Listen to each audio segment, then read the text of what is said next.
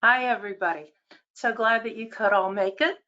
Today we're going to talk about clinical validation, back to the basics. And Christy Drum is going to be with me today, so we're excited to have her. And a lot of you know Denise Wilson. She's also here, and she's going to be helping out with, we have a poll, and we have some questions that she'll be helping at the end. So, okay, we have a lot to get covered here today, so we're going to get started right away.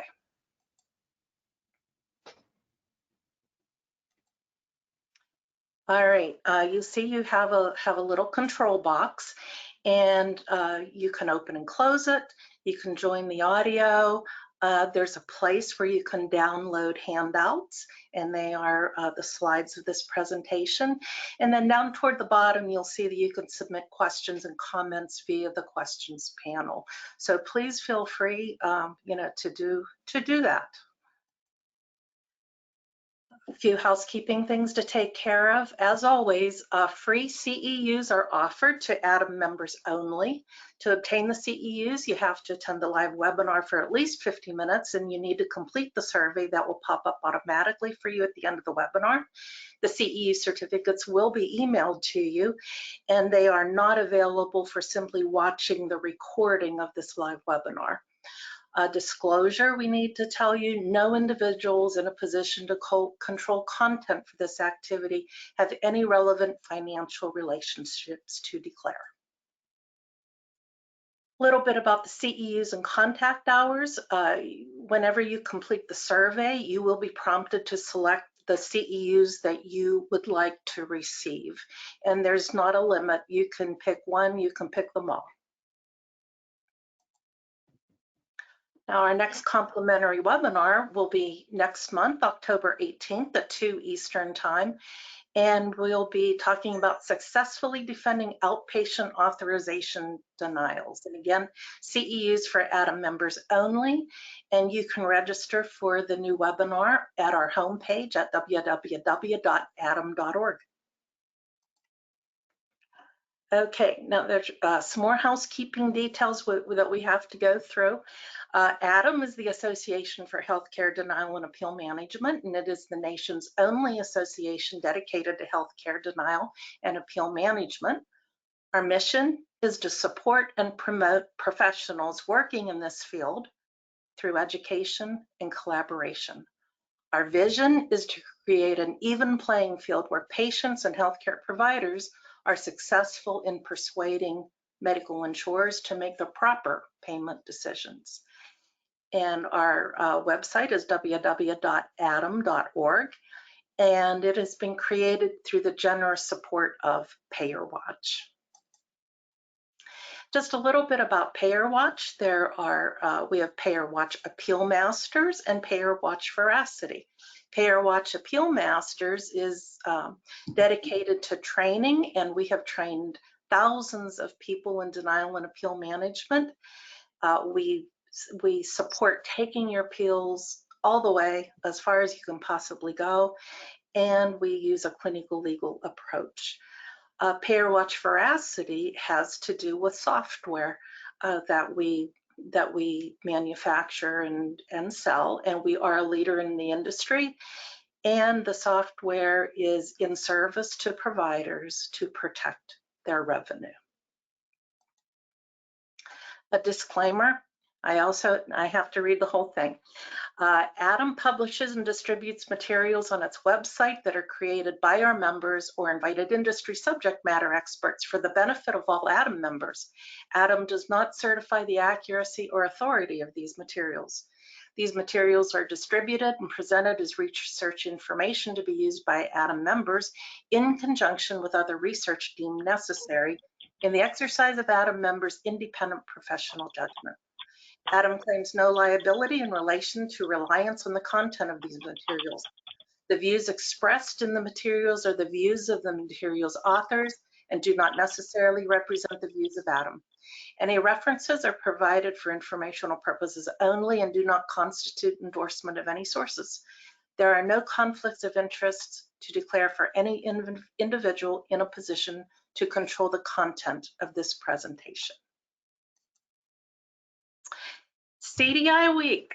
We want to say happy CDI week to all you hardworking clinical documentation specialists. Both Christy and I have been involved in CDI in the past, and it's a challenging but a fantastic field. So congratulations to you all. We hope you have a very good week. This is me. I'm your host, and I'm also presenting today. I'm an RN, and over 30 years, and then some, of varied experiences in healthcare, including CDI, management of a CDI department, develop different programs. But my passion is writing appeals, education, presentations at the ALJ level, and that's why I'm here. And Christy Drum is also with us today. Christy is the Senior Director of Clinical Appeals, Clinical Validation and Coding at PayerWatch. She is a registered nurse with over 14 years of experience in a multitude of areas.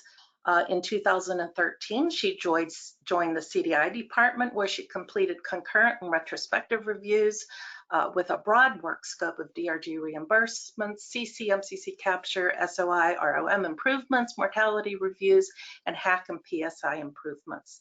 She found great success in query writing with excellent capture and agreement rates. She became the first CDI educator for that health system, and she feels privileged to share her CDI passion through teaching and training nurses and physicians.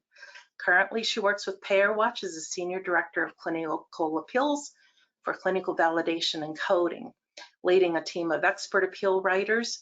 She presents at the ALJ level, and she has presented in past webinars as well. And she was also a previous speaker at a national ACDIS conference. So we are very pleased to have Christy. Thanks, Okay, Carla. our learning objectives. At the conclusion of the webinar, we expect the learner will be able to self-report. They can identify one characteristic of a clinical validation denial as opposed to a coding denial, one source document acceptable for use in a clinical validation appeal, and one strategy that could be used in a clinical validation appeal. Okay, we've got a poll. Denise is going to manage the poll. Okay, so I'm going to launch this poll, and you should be able to click right on your screens and answer yes, no, or I have no idea. And we will leave that up for, 30 seconds or so and let y'all give us your opinions on, or your knowledge on, whether or not your hospital has contracts that state that your hospital uses specific sepsis criteria, and the payers have agreed to that. So this has been in the news quite a bit, even just in the past few days. Expect next week, if you're an ADAM member, we're going to have an article in our benefit newsletter discussing this a little bit about, trying to find that common ground between how the hospital defines sepsis and how the payers look at sepsis when they do their clinical validation audit. Okay, I'm going to go ahead and close that, and we'll take a look at the response. So 46% said I have no idea, and that's okay. You're not, obviously you're in the biggest boat right here, so don't feel discouraged that you don't know about your contracts. 44% said no, and then 9% said yes. So that's a very small number. Yeah. Thanks, Denise. That is a small number, and this is a really important topic. We're going to touch on it just a little bit today. But I want you all to start thinking, being involved in contracts with the payers is not just a want anymore. It's a necessity. So, but a little more about that later, and next week, as Denise talked about. All right, and just a couple word about contracts. Somebody from the clinical side should be involved. And why is that? If a contract states they'll only accept certain criteria for a particular diagnosis, like sepsis, you're probably not going to win unless you use the payer criteria, the criteria that is in that contract. So that's why it's so important for clinical people to get involved, because lots of times it's non-clinical people that might not really understand what that means. So very important for clinical folks to get involved with contracts. All right, before you can write a CV, clinical validation denial, you have to know, is it really a CV?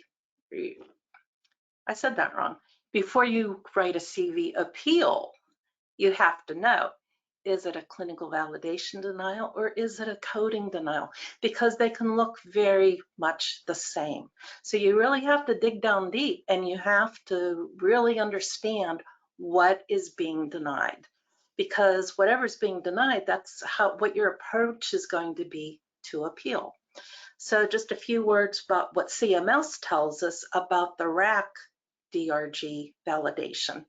CMS tells its contractors that they shall base DRG validation upon accepted principles of coding practice. They're to concentrate on the relevant diagnoses that affect DRG assignment. They'll exclude diagnoses relating to earlier episodes that have no bearing on the current hospital stay, delete any incorrect diagnoses, revise the DRG assignment as necessary. They'll ensure that the hospital has reported all procedures affecting the DRG assignment on the claim. So the vast majority of that is talking about the functions of a coder. So DRG denials are denials based on coding guidance. And then because of that, they're generally best appealed using coding guidelines, coding clinics, coding conventions.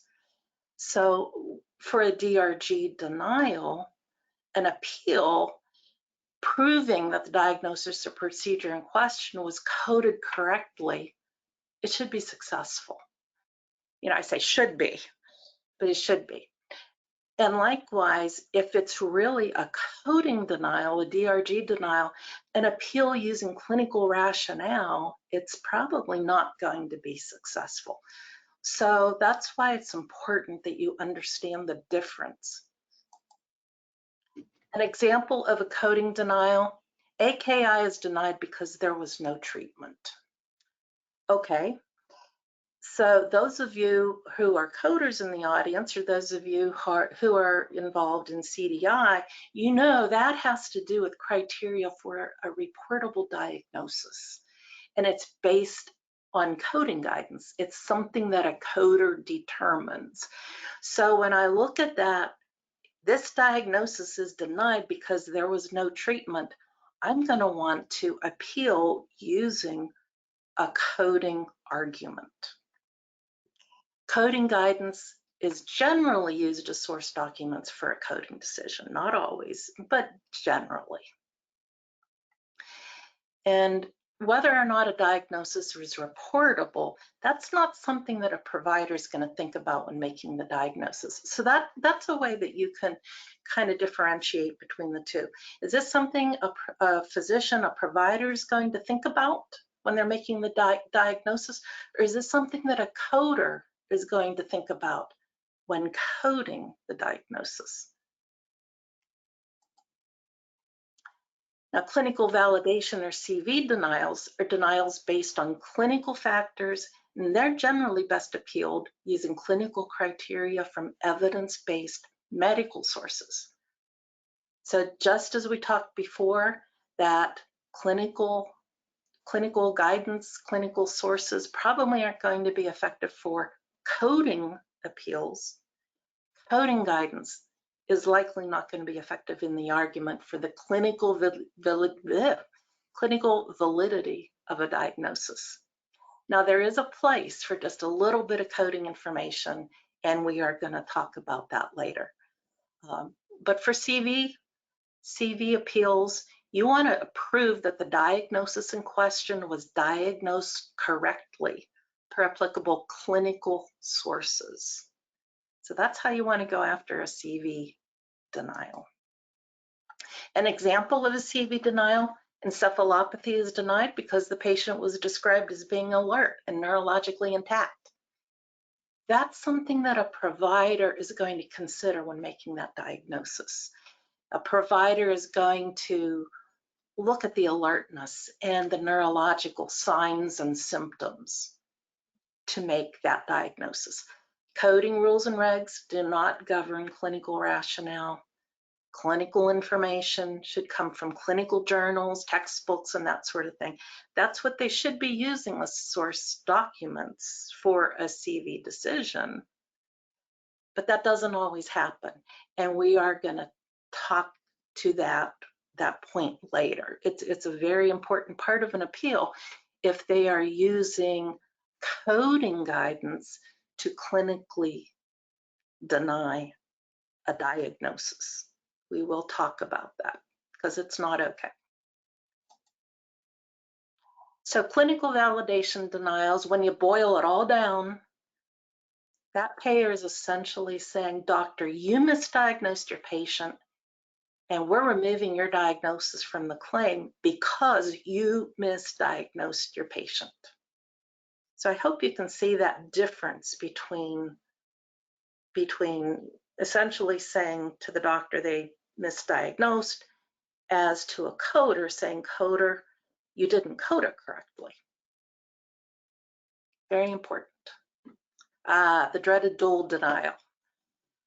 Every now and again, you get a denial that is based on both clinical criteria and coding guidance for one or more diagnoses. And then you're going to have to appeal for both using the appropriate sources. And the source documents should be from coding guidance and peer-reviewed current clinical literature. So you have to, if it's denied for two reasons, you have to appeal with the two reasons, the coding and the clinical validation. An example of a dual coding and CV denial is sepsis is going to be removed from the claim. It was noted as a suspected condition in the ED, but it was not corroborated, confirmed, or noted as still suspected at the time of discharge.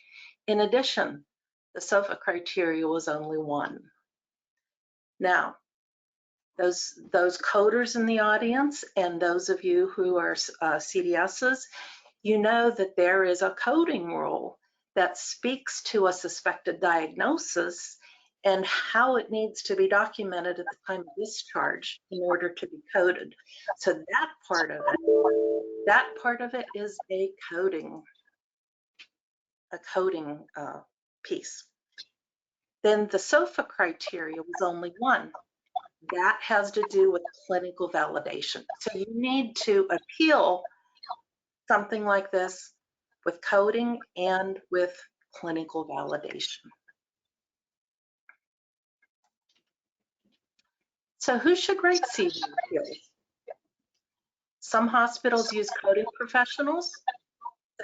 I'm hearing an echo all of a sudden. Is everybody muted that should be muted? Let's see. Okay, I'm not hearing it now, so thank you. So who should write these CV appeals? It's really up to the individual hospital to decide who should be writing these. Some hospitals use coding professionals. It all depends on the background and the experience. And others use clinicians. Others use a combination of clinicians and coding professionals. Some use simply CDSs. Others use vendors. But regardless who writes the clinical validation appeals, you want to be certain that the reasons for denial are addressed on a clinical basis and very thoroughly. Okay, we're going to talk a couple minutes about appeal strategies now, and Christy is going to go over some appeal strategies. Thank you, Carla. Sure. All right, so the most important strategy to remember when writing appeals is to never, ever, ever, ever, ever trust that the rationale given by the payer or the auditor is factual. You want to fact check every denial reasoning that they provide. Then when you're writing your arguments for why the diagnosis or diagnoses in question are clinically valid, it's completely appropriate to write a rebuttal to each of the payer or auditor's denial rationales, stating exactly why they were incorrect and giving direction in the medical record as proof. Just let me know, Christy, when you want Okay. the. Go ahead.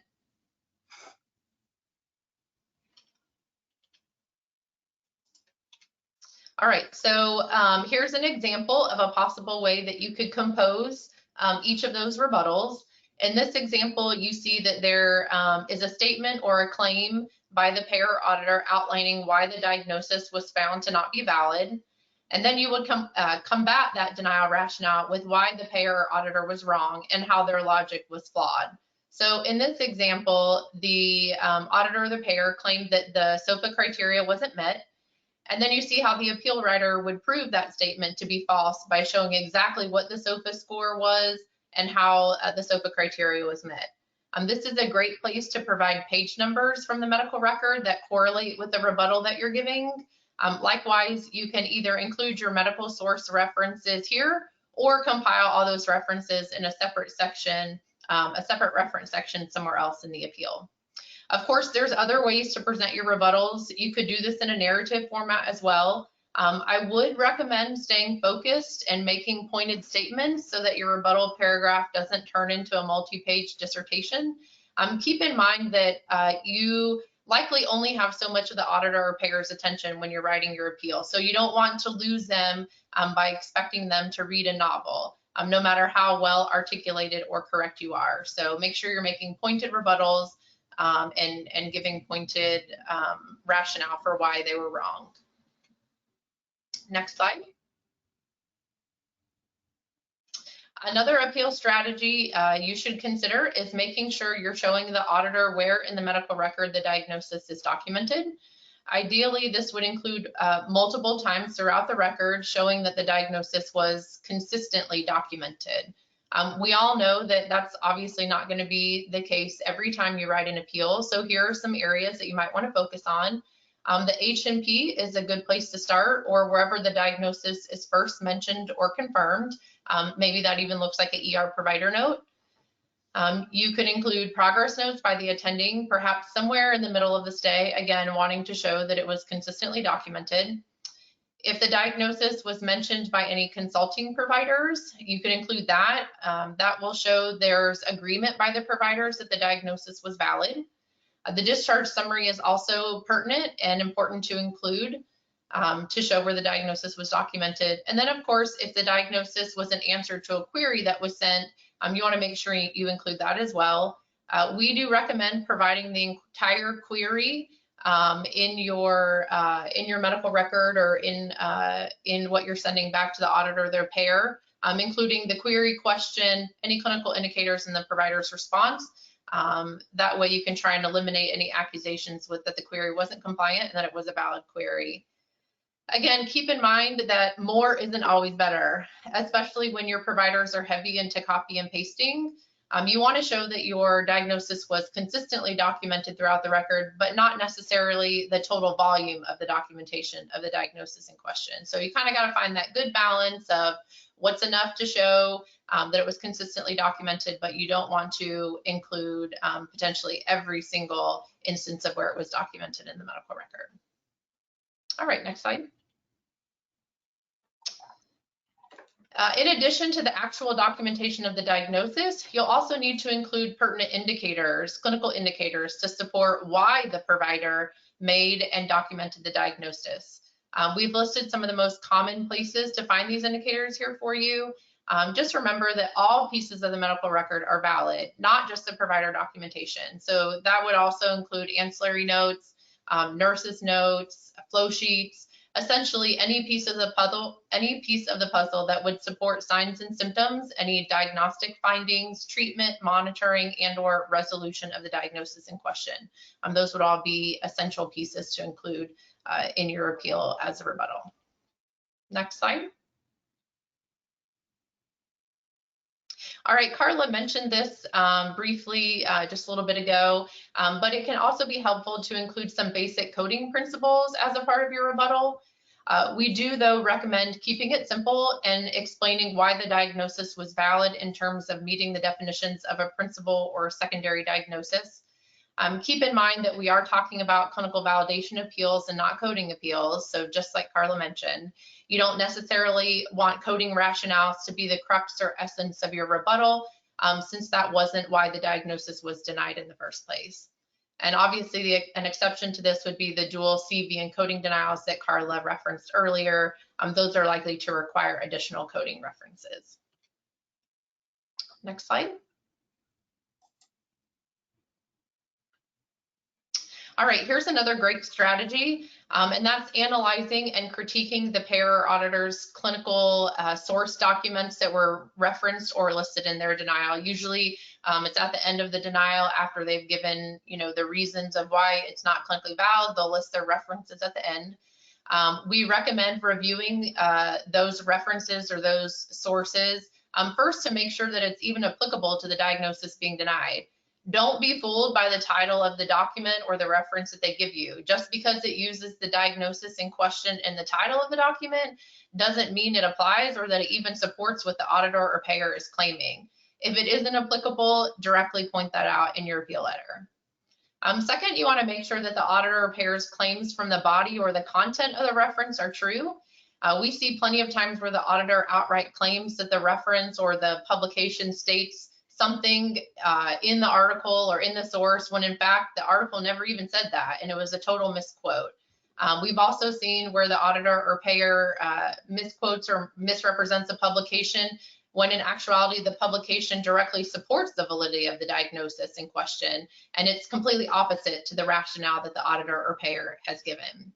So the bottom line is it pays to really do your due diligence in looking at the references that they've provided and making sure they're valid, or picking them apart and seeing what you can use against the auditor or payer in support of your argument.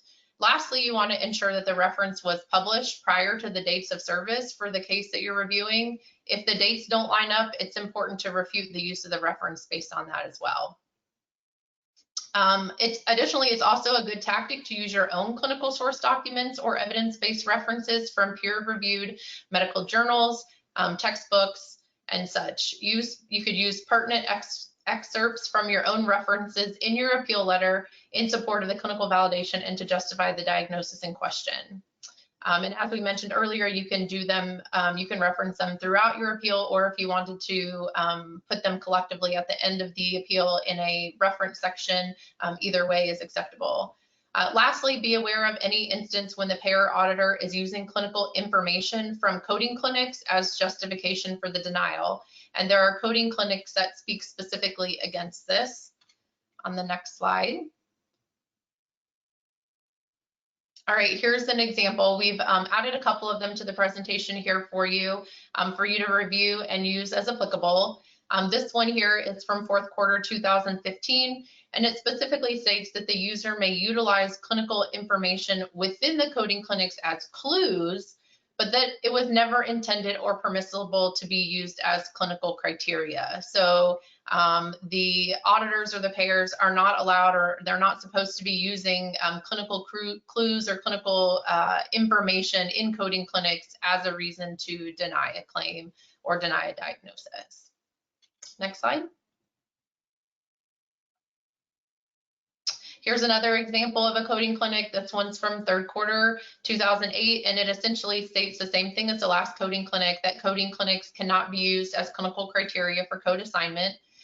We see this frequently with acute respiratory failure denials, and there's other ones out there, but the payer will misquote or misrepresent a coding clinic by stating that ABGs are required in order to clinically validate the respiratory failure. That's simply not true.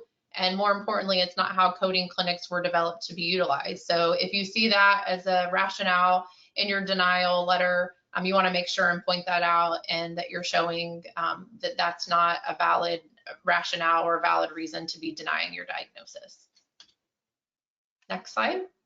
If I remember right, Christy, I think that came from a coding clinic from 1988 or 1990. Think how much has happened since then. So, yeah, that boggles my mind every time I see it. So yeah, we want to push back hard on those. Definitely. All right, the last strategy we want to mention today is contracts and policies, and this kind of goes along with the poll that we had today. So I just want to give a shout out and a kudos to the 9% of you who have been involved or are familiar with your contracts and policies with your payers. 9% is great, but we'd like to see that a lot higher. So like Carla mentioned, CDI and coding should definitely have a seat at this table and be familiar with contracts and policies, specifically how it relates to appeals and denials management. So we all know that payers have developed their own set of criteria to deny diagnoses. And it's imperative to be aware of whether your health system or facility has contractually agreed to their criteria. So if your facility has contractually agreed to a certain criteria with the payer, arguing in support of a diagnosis based on a different criteria is likely to be unsuccessful or futile. If you can get a copy of the contract, or specifically the portion of the payer contract that discusses certain agreed upon criteria, this can and should be included with the appeal that you're writing, specifically if the payer is violating that contract. You want to make sure and point that out in your appeal letter and really hold them accountable to the contract that they've agreed to. More and more hospitals are developing system-wide criteria for certain diagnoses as well. This helps health systems standardize or homogenize the way their providers diagnose certain conditions. If your hospital or health system has developed such a policy, we recommend including that as a part of your appeal as well. For example, if your facility has adopted, say, KDIGO or even like AKIN criteria for AKI, go ahead and include that in your appeal. The same for sepsis or severe malnutrition. There's plenty of diagnoses out there that have some consensus-based criteria that hospitals are adopting. So if you're aware of that and that's part of something that your health system is doing, you want to make sure that you're incorporating that as well. You can use it to help articulate why the provider arrived at the diagnosis in question. While it's not a guarantee that the payer or auditor will agree with your facility's policy, it certainly can't hurt to include it. And then we would recommend even going one step forward and taking that policy that you've created or that the health system has created and taking that to your payers in contract negotiations and talks about your contract to try and get that in there so that everybody's on the same page about what criteria is being utilized. All right, and that's it for appeal strategies. Okay, now we're going to get to the fun part. We have a couple case studies that we'd like to talk about in some detail. So the first denial we're going to talk about, this was actually just a couple weeks ago. I saw this and I thought, oh, this is going to be great for that webinar in a week or two. Acute hypoxic respiratory failure was denied. The reasons for denial were the respiratory rate were always less than 24, so the auditor said. Only low flow oxygen was used. There were no retractions, and there was no intense treatment, whatever intense treatment means. So when I looked at the medical record, I saw this lady had worsening shortness of breath over an extended period of time. The respiratory rate was greater than 24 numerous times. SATs were in the 80s on room air. They did use low flow oxygen, but it was a new requirement, 2 to 3 liters. On exam, she had markedly decreased breath sounds. A chest x-ray showed right lung consolidation and compressive atelectasis. And they ended up doing a thoracentesis on her right lung, and they got 750 cc's out of that one lung. So it's starting to paint a bit of a different picture than what the auditor had said. Remember, we talked about you want to rebut everything that you can that the auditor stated to be true. So whenever you start appealing for CV, one of the important things is you want to show that pertinent information from that medical record, but you also want to show where it can be found in the medical record. You want to make it easy for the reviewer to find in your favor.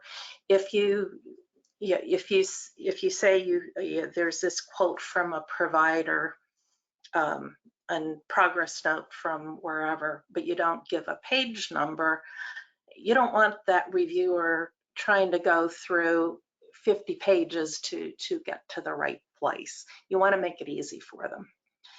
So one way that you can do it is to set it up in a format, something like this, where you have the name of the document, the date that it was written, and the page number of that medical record. So this is just from the ED. And of course, you're not going to stop just with ED documentation. You're going to use what you need to use from throughout the medical record to support what you're appealing. But just as an example, don't forget about triage. Triage notes can be really helpful. So in this particular case, the triage nurse wrote sats were mid-80s on room air, 93% on 2 liters.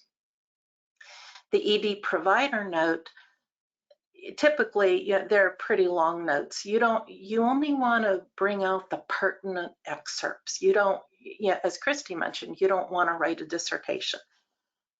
And because these auditors, the reviewers, often have a very limited time to look, if they only have time for a glance at your appeal, you want certain things to stand out. So that is why you're going to see certain things bolded on this particular part of the appeal. So if you look at this quickly, you should be able to, look at the bolded things, just scan down and get a good idea of what was going on with the patient. So anyway, this elderly lady had shortness of breath that worsened substantially, not typically on oxygen. And these are straight from the medical record. These are not interpretations of the documentation. This is verbiage straight from the medical record. It's the pertinent verbiage. She was tachycardic, SpO2 of 89%, 88% on room air, respiration rate of 30. The lungs, markedly diminished breath sounds on the right, hypoxic on room air. Chest x-ray showed that large right-sided pleural effusion and compressive atelectasis. And this is the first time that diagnosis of acute respiratory failure with hypoxia was documented. So, and like I said, you're not going to stop with the ED note. That's not usually enough, but wanted to give you an example of how you might want to set that up. Then after you have all your excerpts from the medical record that can be easily found by the reviewer, you want to connect those dots for the reviewer. You want to justify your appeal. And when we write our appeals, that's what we call it, justification for appeal. We usually write a narrative and just connect those dots, just put it together. Sometimes the person on the other side of things is not necessarily a clinician or one that has a lot of experience. So sometimes you really have to spell it out. So per the medical record, the patient met the clinical criteria based on, and we say what? It was a new oxygen required, shortness of breath, sats in the 80s on room air, due to compressive atelectasis and diffuse consolidation of her right lung. The respiratory status was stabilized with titration of oxygen and a thoracentesis that removed 750 cc's of fluid. And this is where we're not dumbing it down, but really explaining what does that mean.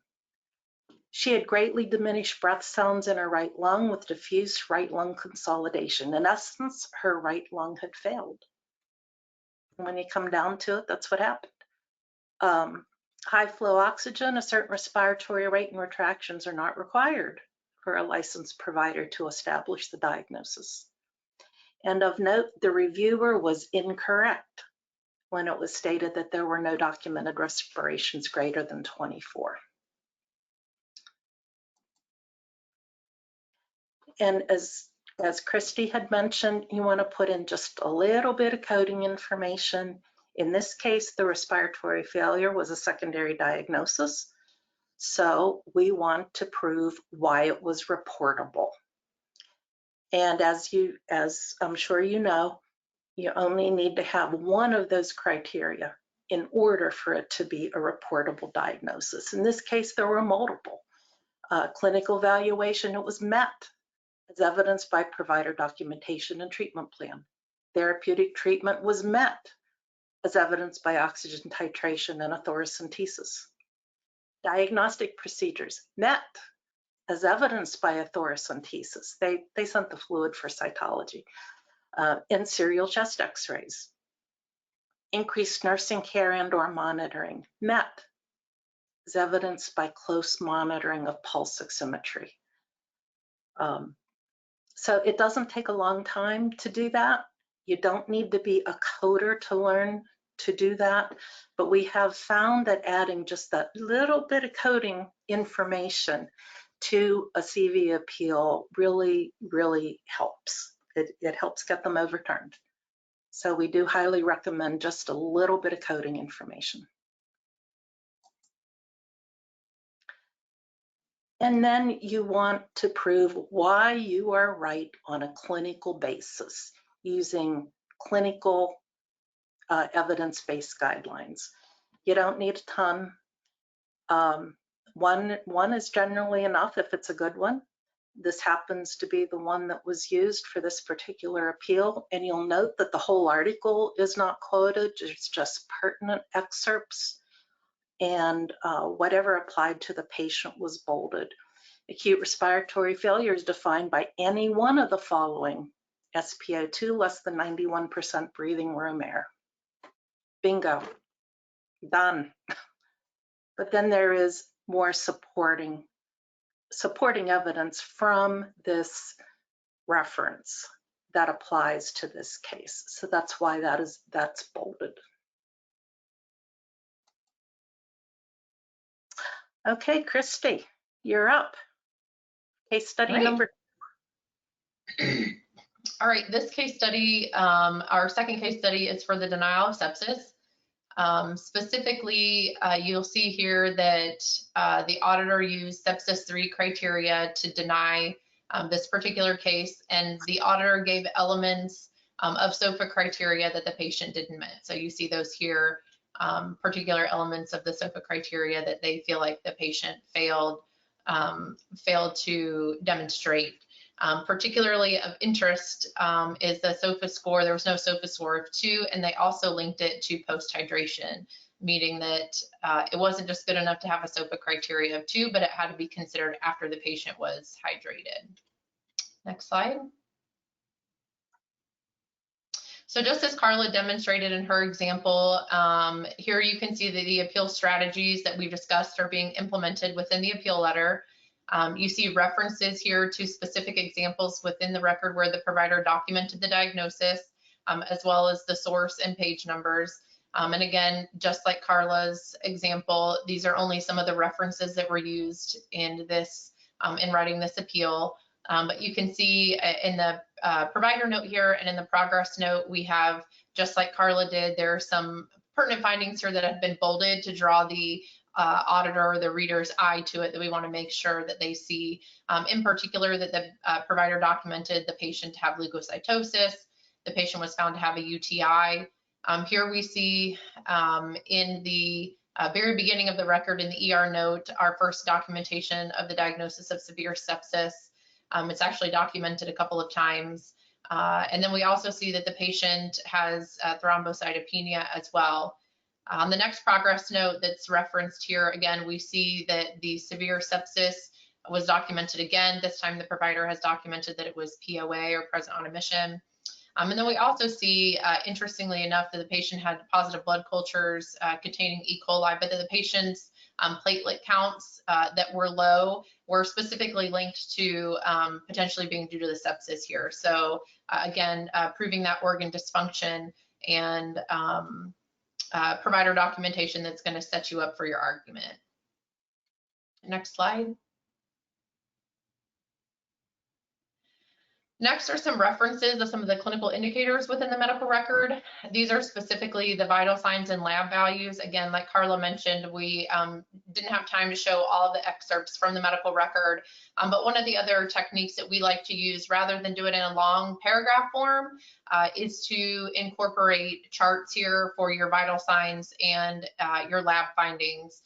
Specifically, we like to focus on those values that are abnormal and ones that are in support of the diagnosis that you're defending. So we don't find much benefit here to putting in normal values. That kind of goes against what you're trying to prove, or normal vital signs or normal lab values. So we stick to the abnormal ones here. Obviously, we have those values all bolded here.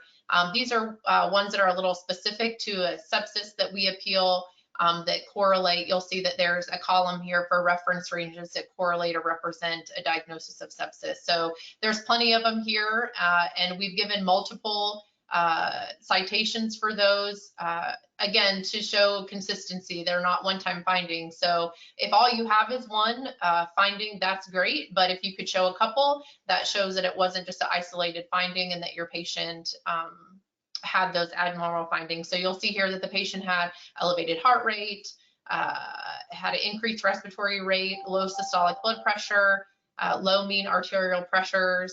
The patient also had elevated white blood cell counts, elevated bands, low PF ratios, low platelet counts, and elevated procalcitonin level, and positive blood cultures. Those are all in the chart there for you. Next slide. Again, as Carla mentioned, we like to connect all the dots after we've shown our excerpts from the medical record, and we refer to that as a justification for appeal paragraph. Again, we kind of mentioned this earlier, there's more than one way to show your justification for appeal. You can do it in a bulleted format, or you can do it in paragraph format. Either one is fine, as long as you're including all the information in there that you need in support of your diagnosis and really pulling it all together for the auditor. So this is, again, some of those elements here that the writer brought together to prove the clinical validation. Here, the writer elected to use the bulleted format to easily show, and it was also separated to show how the patient met specific sepsis criteria. So you'll see here in the first paragraph, or the first bulleted section, the patient met sepsis 2 criteria, and each one of those criteria are outlined here for the auditor to read, specifically showing which criteria were met. The middle section shows the Q-SOFA, and then the last section shows sepsis 3 criteria, all outlined there easily for the auditor to review. So again, they're kind of all listed here for you. I'm sure most folks are familiar with these different criterias. I know that we had mentioned previously, and I just wanted to make a brief comment about how the auditor denied specifically based on sepsis 3, but we're okay with showing all the criteria. I mean, there's no one criteria out there that is deemed more important or the other. Again, everybody knows sepsis is very controversial these days. We kind of talked about that at the beginning of the webinar, with some being in the news and some other information coming out recently. But we see no problem with documenting all of the criteria. If the patient met all of them, there's no harm in showing that the patient met all of that criteria. But most importantly, if the auditor is denying for a specific criteria like sepsis 3 and your patient meets it, you want to make sure that you're incorporating that sepsis 3 criteria. Again, as we mentioned previously, if you have a particular policy for your health system, this would be a good place to incorporate that as well, and using that rebuttal and showing how the patient met the criteria specific for your facility, and providing that policy to the payer here. Next slide. These are just, again, like Carla had shown, some justification for appeal rebuttals. that were written. The writer made a point to provide specific rebuttals to some of the false claims or dismissive behaviors of the auditor. Again, don't be afraid to point out where the auditor or the payer was flat out wrong. You obviously want to be professional, but don't let their statements go unaccounted for. So we see here that in noting that the patient didn't meet sepsis criteria, the auditor dismissed the patient's shortness of breath and low oxygen saturation levels. The PF ratios were low and the auditor didn't acknowledge those. Interestingly, this patient didn't have any respiratory condition to account for that. If you remember, the patient had a UTI, so there really is no other explanation. There were no chronic respiratory conditions. There were nothing else related to a respiratory condition that would have accounted for these other than the sepsis. And again, also pointing out that the auditor failed to take into account that the patient had hypotension and low mean arterial pressures, which again are part of the sepsis 3 criteria. Going on further to state that the auditor erred in claiming that platelet values were only determined after hydration. I had mentioned that previously, that they had referenced that the SOFA criteria wasn't met after hydration. And if you read the sepsis 3 document in its entirety, there's nothing in there that states that the SOFA scoring is only done after the patient receives adequate hydration. The only thing that it really talks about is that you need to assess the patient for their baseline SOFA score or their baseline conditions, and then you would be the patient would need 2 scores above that. It doesn't speak to a hydration status. So you want to point out where they're misrepresenting criteria or what they're saying is false. And this particular patient had a SOFA score of 5. And again, we mentioned that they met every sepsis criteria that's out there. So be as specific as possible. Refute every claim that the auditor has made that is wrong or is misrepresented, where they've misconstrued the criteria in their favor, added things to make it seem like the criteria really means this when in fact it doesn't. You want to point all those errors out by the payer or the auditor. Next slide. And again, like Carla had shown in hers, these are the same evidence-based guidelines just for a different diagnosis. So these particular ones are specifically for sepsis 3. We included at the end of the document to reference that article in JAMA, and then bolded specific points here that, again, as mentioned, that the SOFA score is a score of 2 or more in order to meet that criteria. And we've also included the definition of the principal diagnosis for this particular case. The sepsis was a principal diagnosis on the case, so we've included the UHDDS definition of a principal diagnosis and bolded that for the auditor's reference as well. All right, that's it. Thank you, Christy. Mm-hmm. All right, so in summary, it was a lot we went over, but in summary, read the denial rationale thoroughly, ascertain if it's a CV denial, a coding denial, or a dual denial prior to starting the appeal. Never, never, ever believe the payer's correct. Look for ways to rebut the auditor's reasons for denial. Make it easy for the reviewer to find in your favor. Show them exactly where pertinent information in the medical record can be found. Use accepted medical and peer-reviewed literature in effect at the time of the patient's hospitalization. It doesn't do any good if the patient was hospitalized in 2022 and you're using something that just came out a month ago in August of 2023.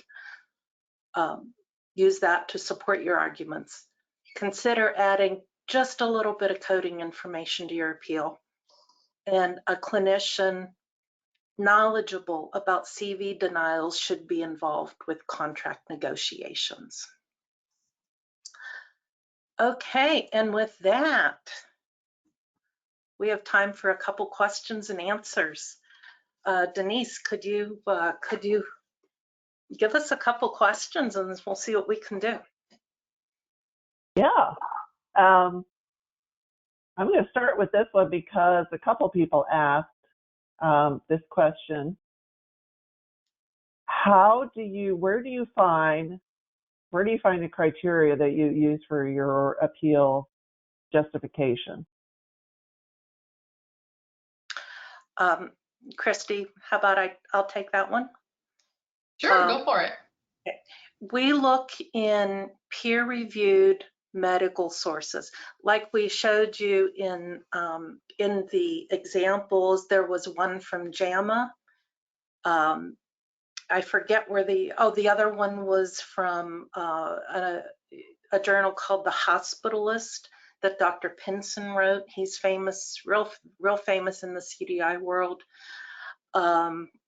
We don't usually use things that you need to have a subscription for. Like I know UpToDate is a really very widely used source. We don't usually use that because we want the reviewers to be able to go and see from our resources where we got the information, and maybe they don't have a subscription to UpToDate or some of the other ones that you have to pay for.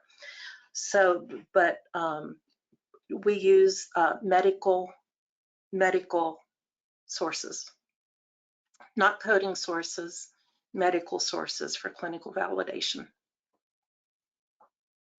Okay, I hope that answered that one. Do you have another one, Denise? Yes, we frequently see diagnoses being disputed by the payer auditor because the diagnosis is only on a query. There is not consistent documentation to support the diagnosis, and how would you defend that on an appeal?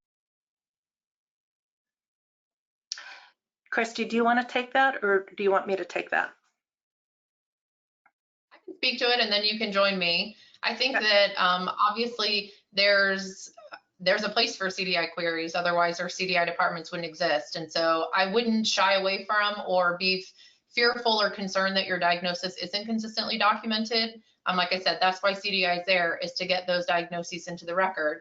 With that being said, obviously after, and this is a CDI education issue, that after your query is placed, best practice is that providers would continue to document that in the record, and that's an education piece to talk to your providers. But if it's only documented one time in the query, I think it's totally valid to argue. And as long as you are compliant with the AHIMA and ACDIS query brief, and you've done your due diligence to make sure that you're following that and that it's compliant, and that you've asked the question appropriately, the clinical indicators are there and valid, there's nothing wrong with that. In fact, we see a lot of times where where auditors and payers use as a denial rationale that you should have sent a query. So if they're specifically saying you should have sent a query to, clinically validate something, then I certainly think it's valid to use that in